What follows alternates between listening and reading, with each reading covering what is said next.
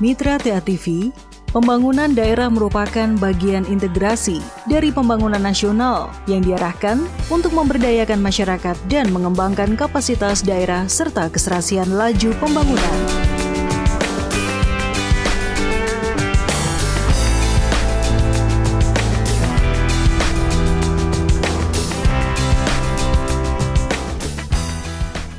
Dalam proses perencanaan pembangunan daerah, masyarakat dilibatkan sehingga kebutuhan masyarakat dapat dijabarkan dalam kebijakan-kebijakan yang ditetapkan berdasarkan prioritas dan kemampuan daerah.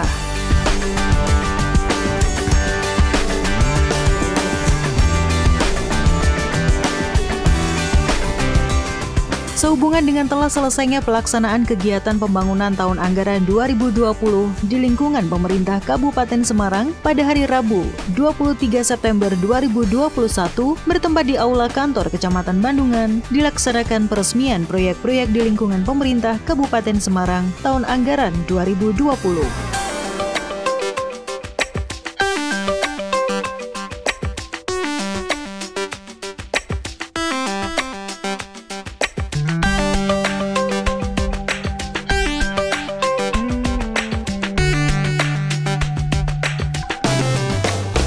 Tamu yang hadir dalam acara peresmian ini sangat terbatas, kurang lebih hanya 25 orang.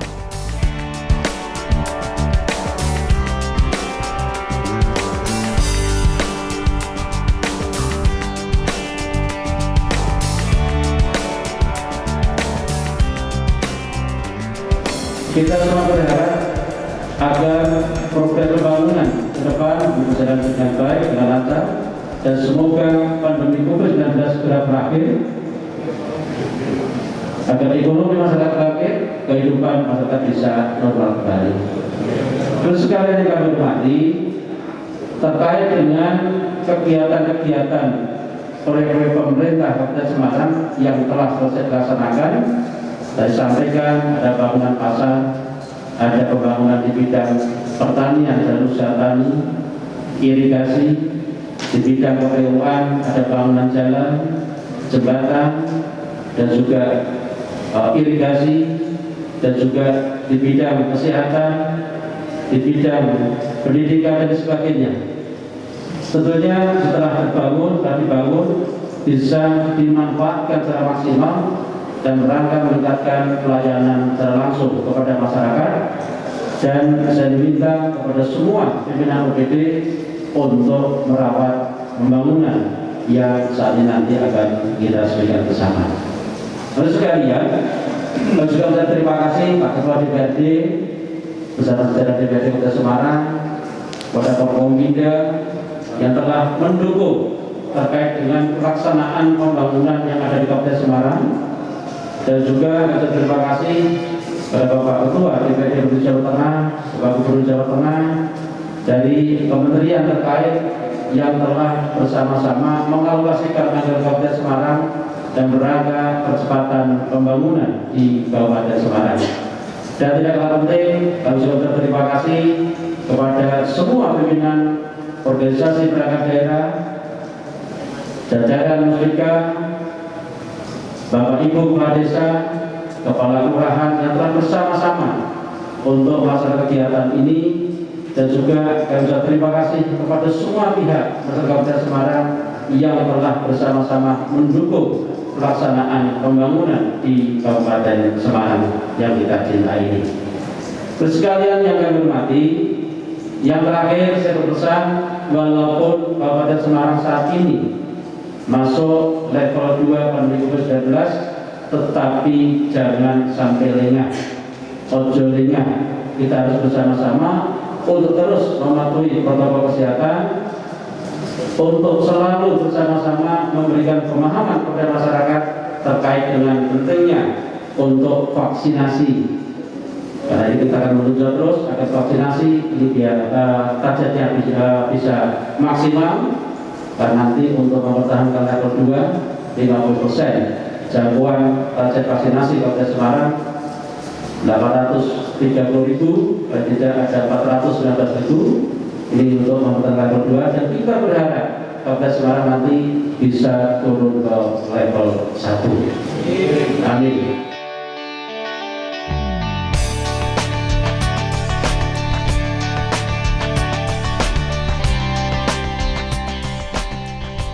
penandatanganan prasasti secara simbolis oleh Bupati Semarang, Haji Ngesti Nugraha, SHMH.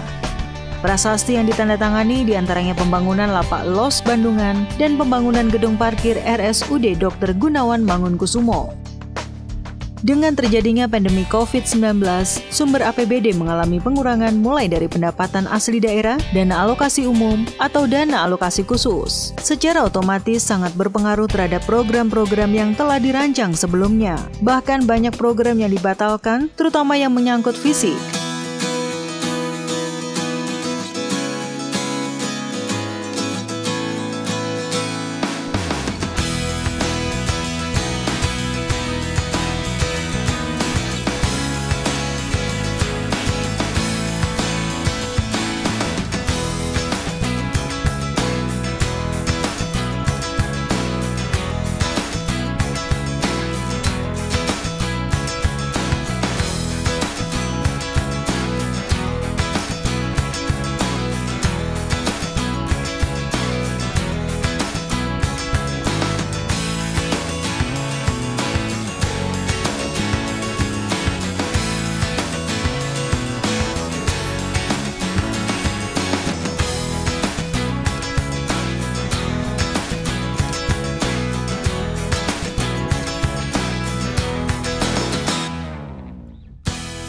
Proses refocusing anggaran akibat pandemi COVID-19 yang terjadi di seluruh perangkat daerah harus efektif dan tepat sasaran.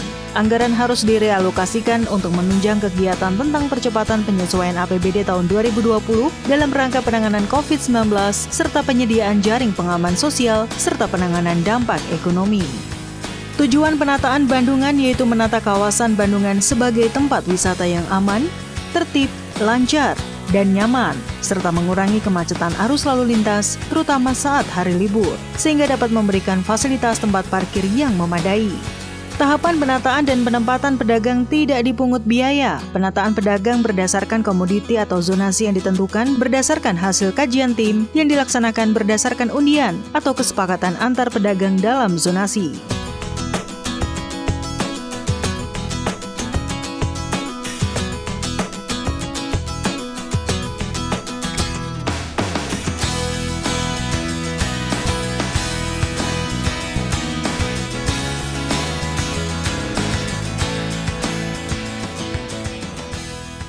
Jumlah pedagang kurang lebih 945 pedagang yang menempati Pasar Bandungan Baru dan Pasar Subterminal. Harapannya semoga proyek-proyek pembangunan ini memberikan manfaat yang besar bagi kepentingan yang lebih luas, terutama dalam upaya kita untuk meningkatkan pemberdayaan dan kesejahteraan masyarakat di Kabupaten Semarang, sehingga dapat mewujudkan visi dan misi bersama membangun Kabupaten Semarang secara berdikari, bersatu berdaulat, berkepribadian sejahtera dan mandiri. Setelah acara seremonial selesai, Bapak Bupati Semarang meninjau Pasar Terminal Bandungan dan Pasar Bandungan Baru.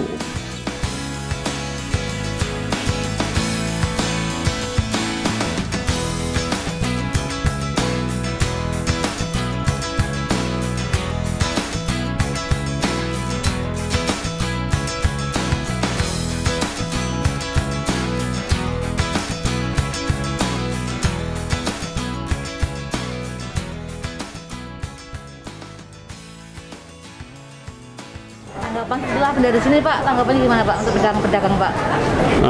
Khususnya dari Pasar Buah Wisata Bandungan, setelah kita direlokasi di Pasar Baru ini, kami selaku Ketua Paguyuban mengucapkan banyak terima kasih kepada pemerintah yang sudah merelokasi kami ditempatkan tempat yang sangat luar biasa, bangunnya juga megah. Namun sayangnya di saat kita dipindah bersamaan dengan masa pandemi Mbak. Jadi mungkin kalau soal omset jauh berbeda dengan waktu di atas. Satu hal yang sangat penting untuk kita ingat bersama-sama bahwa setelah dipindah di sini itu kita kesulitannya di parkir, Pak. Parkirannya kurang luas sehingga wisatawan yang masuk ke sini juga sulit karena belum adanya pelang-pelang penunjuk yang mengarahkan ke pasar wisata sini. Jadi saat ini dengan dipindahnya Pasar Baru ini, para pedagang belum merasakan apa yang menjadi harapan kita semua, Mbak. Harapannya biar rame kayak di atas ini, harapannya buat pemerintah bagaimana, Pak? Kalau soal komoditi, saya kira dari pedagang sendiri maupun dari wisatawan itu sebaiknya tidak berkomoditi, Mbak, karena para pembeli itu menginginkan bahwa dia belanja di satu tempat sudah tersedia semuanya. Tapi kalau di perkomoditi kan dia harus berpindah-pindah. Itu yang menjadi permasalahan. Kemudian dari pedagang sendiri, di atas sudah biasa berdagang beraneka macam sesuai dengan keadaan atau musim. Seandainya musim buah bisa sama jualan buah, sayur pas murah sayur. Itu waktunya tidak bisa ditentukan, Mbak.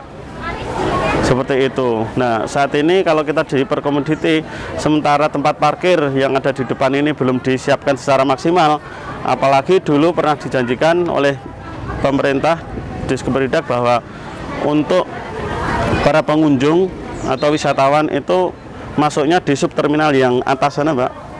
Ya. Gimana ya, Pak ya? Ya, yang subterminal. Rencananya ada jalan tembus masuk sini, namun sampai saat ini belum terrealisasi. Nah, itulah menjadi salah satu penyebab juga kenapa pasar kita masih sepi. Selain itu mungkin karena masa pandemi ini. Kami berharap dari semua pedagang setelah pandemi selesai, kami disediakan parkir yang luas, kemudian di jalur masuk ke subterminal itu segera direalisasikan sesuai dengan harapan kita semua. Saya yakin apabila itu dilakukan dalam waktu yang tidak lama, 1 tahun ke depan, pasar kita akan pulih ramai seperti dulu lagi, Pak.